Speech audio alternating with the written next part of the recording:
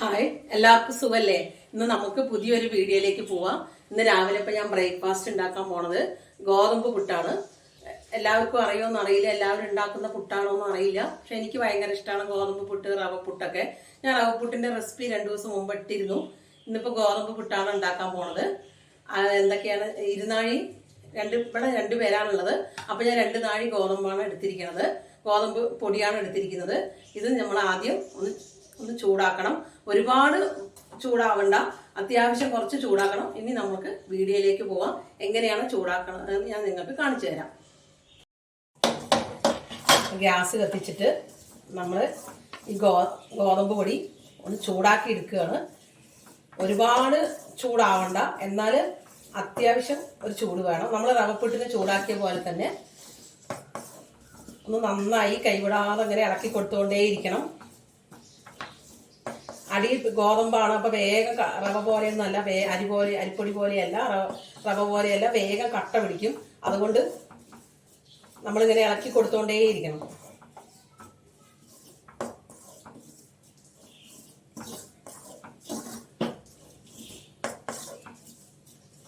ഇത് മഴക്കാലത്തൊക്കെ കഴിക്കാൻ പറ്റിയ നല്ലൊരു വിഭവമാണ്. വൈകുന്നേരത്തും രാവിലെയൊക്കെ.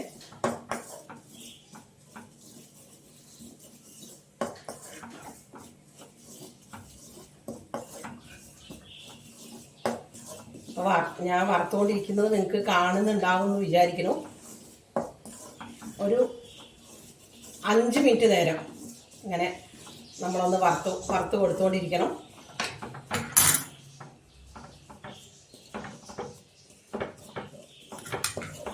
കരിയാൻ പാടില്ല. ആ ഗോതമ്പ് പൊടിയുടെ മണം കളർ മാറുന്നതിന് മണം അങ്ങനെ നമുക്ക് വരും. അപ്പം എനിക്ക് ആ മണം വരുന്നോണ്ടിരുന്ന ഗോതമ്പ് പൊടി ഇങ്ങനെ വറവാവുന്നതിൻ്റെ ഒരു മണം വരും. ആ മണം ഇപ്പം എനിക്ക് വന്നുകൊണ്ടിരിക്കുന്നുണ്ട്. അതിപ്പോൾ ഇതാവുമ്പോൾ നമ്മളൊന്ന് സ്റ്റീം കമ്മിയാക്കിയിട്ട് ഒന്നും കൂടി ഒന്ന് വറക്കുക. ഒരുപാട് ഗോൾഡൻ കളറൊന്നും ആവണ്ട, ചെറിയ രീതിയിൽ.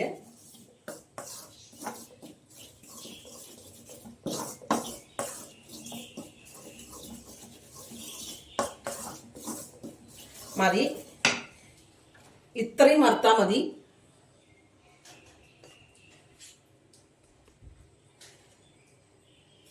ഇത്രയും വറുത്താൽ മതി. നിങ്ങൾക്ക് കാണുന്നുണ്ടാവുമെന്ന് വിചാരിക്കുന്നു. ആ കളറൊന്ന് മാറി ചേഞ്ച് ആയിട്ടേ ഉള്ളൂ. ഇത്ര ചൂടാവണ്ട, ഒരുപാട് ചൂടാവേണ്ട കാര്യമില്ല. ഇനി നമുക്ക് ഒന്ന് ചൂടാവാൻ വേണ്ടി എടുത്ത് വയ്ക്കാം. ഒരു ലൈറ്റ് ചൂട് ആവുമ്പോൾ നമുക്കിതിനെ വെള്ളം നനച്ച് കുഴയ്ക്കാം. ചൂടാറാൻ വേണ്ടി അടിച്ചു വയ്ക്കുക.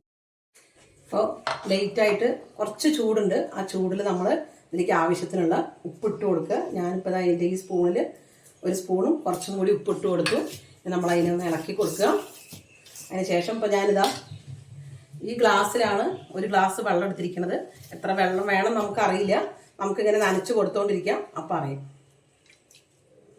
ചെറുതായിട്ട് നമ്മൾ നനച്ച് കൊടുക്കണം, അല്ലെങ്കിൽ ഇത് വേഗം കട്ട കുത്തും.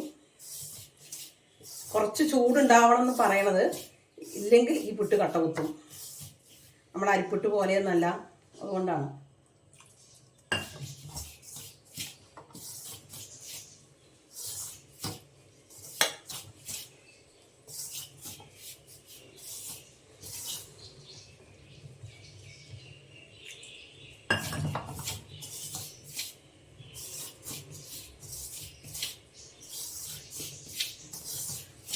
ചെറുതായിട്ട് ഇങ്ങനെ വെള്ളം നനച്ച് കൊടുത്തോണ്ടിരിക്കുകയാണ്. ഒന്നിച്ച് നമുക്ക് വെള്ളം തിരിക്കാൻ കൂടെ ഒഴിക്കാനും പറ്റില്ല. കട്ട കുത്തിയാൽ പിന്നെ നമ്മൾ ഈ ചെയ്തതൊക്കെ വെറുതെ ആവും. അപ്പോൾ ലൈറ്റായിട്ട് ഇങ്ങനെ കൈവച്ച് വെള്ളം ഇങ്ങനെ നനച്ച് കൊടുത്തോണ്ടേ ഇരിക്കുക.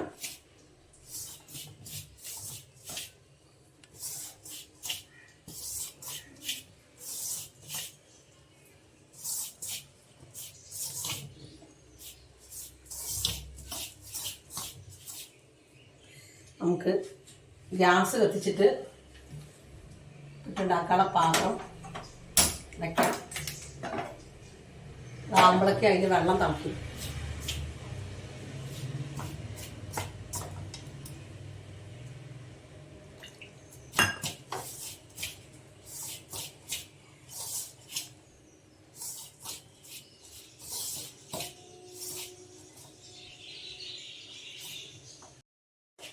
ഇതാ ഇപ്പം നമ്മൾ നനച്ചു കൊടുത്തു.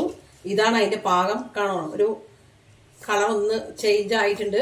പക്ഷെ ഒരുപാട് കട്ടകളൊന്നുമില്ല. ഇങ്ങനെ ചെറിയ കുറച്ച് കട്ടകൾ നമ്മളിങ്ങനെ കുറച്ചിങ്ങനെ കൈ കൊണ്ട് ഇങ്ങനെ ആക്കി കൊടുത്താൽ മതി, അത് ശരിയായിക്കോളും. ഇതാണ് പുട്ടിൻ്റെ പാകം. ഇപ്പം നമ്മൾ ഇതിൽ 1 ഗ്ലാസ് വെള്ളമാണ് എടുത്തത്. ഇതിൽ 1/4 ഗ്ലാസ് വെള്ളം ബാക്കിയുണ്ട്. എൻ്റെ ഈ 1 ഗ്ലാസ് എന്ന് പറയുന്നത് നമ്മുടെ ഒരു നായി അരി എടുക്കില്ലേ അതിൻ്റെ അളവാണ്. അപ്പം ഇതിൽ 3/4 ഗ്ലാസ് വെള്ളമാണ് നമ്മൾ എടുത്തത്. 2 നായി പൊടിയാണ് ഞാൻ എടുത്തത്. ഇപ്പം അത് ഏകദേശം ആയി. ഇനി ഇതിലേക്ക് കുറച്ച് നാളികേരം കൂടി ഇതിൻ്റെ കൂടെ ഇട്ട് കഴിഞ്ഞാൽ ഒന്നും കൂടി ഒരു ടേസ്റ്റ് കിട്ടും. നാളികേരമാണ് ഇടുന്നതാണ് ഈ പുട്ടിൻ്റെ ഏറ്റവും കൂടുതൽ ടേസ്റ്റ്. പിന്നെ ഇപ്പം ഇതിൻ്റെ ഒരു കോമ്പിനേഷൻ എന്ന് പറയാൻ ഞാൻ ശർക്കരപ്പൊടി പഞ്ചസാര ഒക്കെ കൂട്ടിയിട്ടാണ് കഴിക്കാറുള്ളത്. പിന്നെ ഇതിൻ്റെ ശരിക്കുള്ള കോമ്പിനേഷൻ ചെറുപയർ കറിയാണ്. ചെറുപയർ കറി കൂട്ടി കഴിച്ചാൽ നല്ല ടേസ്റ്റ് ഉണ്ടായിരിക്കും.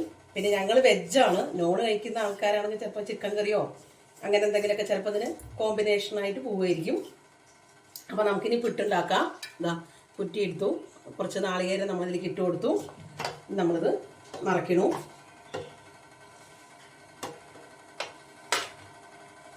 കണ്ടോ, പലരും പറയാറുണ്ട് ഇങ്ങനെ കട്ട കുത്തുന്നൊക്കെ. അത് നമുക്ക് കട്ട കുത്തുന്നത് അതിൻ്റെ ആ ചൂട് കറക്റ്റ് പാകത്തിൽ നമ്മൾ നനച്ചു കൊടുക്കാത്തതുകൊണ്ടാണ്. അതാണ് പറഞ്ഞാൽ ഇളം ചൂടിൽ നമ്മളിത് നനയ്ക്കണം. പിന്നെ വെക്കേണ്ട ആവശ്യമൊന്നുമില്ല. ഇപ്പം ഞാൻ നിങ്ങൾക്ക് കാണിച്ചു തന്നല്ലോ, ഞാനത് നനച്ചുകൊണ്ടേ ഇരുന്നു. അപ്പം തന്നെ പുട്ടുണ്ടാക്കുന്നുണ്ട്. അല്ലാതെ അത് കുറച്ച് നേരം വെയിറ്റ് ചെയ്ത് പിന്നെ കുറച്ച് കഴിഞ്ഞ് ഉണ്ടാക്കുക അതിൻ്റെ ആവശ്യമൊന്നുമില്ല. ഇനി ഇതിൻ്റെ മുകളിൽ കുറച്ചും കൂടി നാളികേരം ഇട്ട് കൊടുത്തു. ഞാൻ വെള്ളം നേരത്തെ തന്നെ അടുപ്പിൽ വെച്ചിരുന്നു, അത് തിളച്ചിട്ടുണ്ട്. അപ്പം അതിൻ്റെ മുകളിൽ നമ്മളിത് വെച്ച് അടച്ചു കൊടുക്കണം.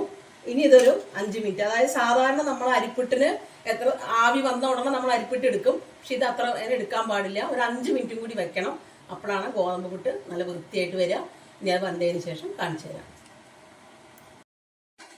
അത് നന്നായിട്ട് ആവി വന്നുകൊണ്ടിരിക്കുന്നുണ്ട്. ആവി വന്നിട്ട് ഒരു 1-2 മിനിറ്റ് ആയി. ഞാനപ്പോൾ അത് ഗ്യാസ് സിമ്മ ചെയ്തിട്ട് അത് വാങ്ങാൻ പോവുകയാണ്.